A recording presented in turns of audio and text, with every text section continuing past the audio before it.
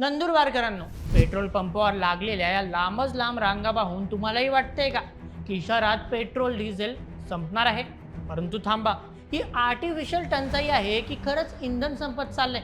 यामागचं खरं सत्य स्वतः पेट्रोल पंपाचे मालक आणि आमदार चंद्रकांत रघुवंशी यांनी उघड केलंय. ही बातमी थेट तुमच्या खिशाशी आणि देशाच्या अर्थव्यवस्थेशी जोडलेली आहे. त्यामुळे हा व्हिडिओ अजिबात स्किप करू नका.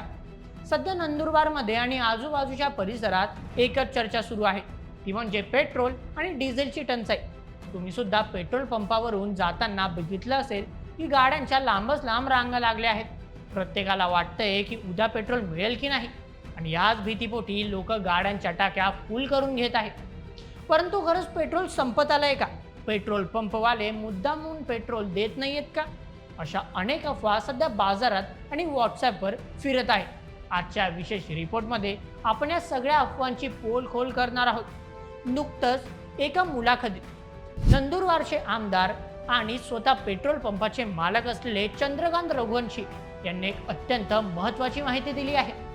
त्यांनी फक्त टंचाईचंच कारणच सांगितलं नाहीये, तर थेट पंतप्रधान नरेंद्र मोदींच्या आव्हानाला कसा पाठिंबा दिलाय हे आपण आज सविस्तर बघणार आहोत. चला मग सुरुवात करूया आजच्या या व्हिडिओला. आजच्या बातमीचे लेखक आहे शुभम चव्हाण. मित्रांनो, सगळ्यात आधी आपण समजून घेऊया की हा नेमका गोंधळ काय आहे. आमदार चंद्रकांत रघुवंशी हे स्वतः एका पेट्रोल पंपाचे मालक आहेत, त्यामुळे त्यांना या व्यवसायातील आतली बातमी पक्की आहे.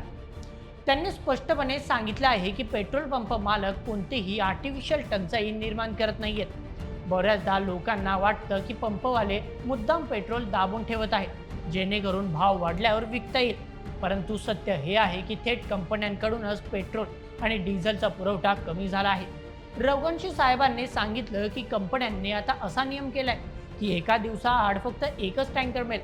आता तुम्हीच विचार करा, नंदुरबार शहरात जेमतेम 6-7 पेट्रोल पंप आहेत. सगळ्या पंपांवर हेच रेशनिंग सुरू आहे. पेट्रोल आणि डिझेल येणार ते कुठेही पळून जाणार नाही. प्रॉब्लेम कुठे होतोय माहिती आहे? लोकांच्या घाबरल्यामुळे. सध्या काय होतंय, ज्या माणसाला रोज फक्त 100 रुपयाचं पेट्रोल लागतं, तो आता भीतीपोटी 500 ते 1000 रुपयाचं पेट्रोल गाडीत टाकून ठेवतोय. याला इंग्रजीत पॅनिक बाईंग म्हणतात. जेव्हा गरजेपेक्षा जास्त साठेबाजी होते तेव्हा साहजिकच तिथे टंचाई निर्माण होते. रघुवंशींनी नंदुरबारकरांना हात जोडून विनंती केली आहे की ही न मिळणारी वस्तू नाहीये, ती नक्की मिळेल, परंतु साठेबाजी करू नका आणि जेवढी गरज आहे तेवढंच डिझेल पेट्रोल वापरा. मित्रांनो, हा मुद्दा खूप लॉजिकल आहे. जर आपण सगळ्यांनीच गरजेपुरतं इंधन भरलं तर ही रांगा लावायची वेळ आपल्यावर येणारच नाही. चंद्रकांत रघुवंशींनी यावर खूप महत्त्वाचा मुद्दा मांडला आहे. ते म्हणाले की या सगळ्या गोष्टींचा आर्थिक भार थेट आपल्या देशावर पडतोय, आणि म्हणूनच देशाचे पंतप्रधान नरेंद्र मोदी यांनी संपूर्ण देशवासियांना इंधन बचतीचं आवाहन केलं आहे.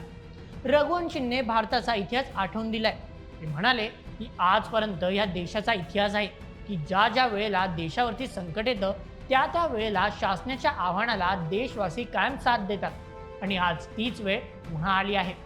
हे काही फक्त नंदुरबारचं किंवा महाराष्ट्राचं संकट नाहीये, तर हे जागतिक इंधन संकट आहे.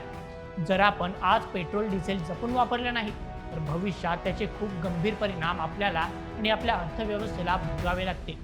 लोक आता हुशार झाले आहेत. जिथे गरज नाही तिथे गाड्या घेऊन जाणं टाळलं पाहिजे, असंही ते म्हणाले. तुम्हाला काय वाटतं? नंदुरबारमध्ये खरंच आर्टिफिशियल टंचाई आहे की लोकांच्या भीतीमुळे हा गोंधळ उडालाय?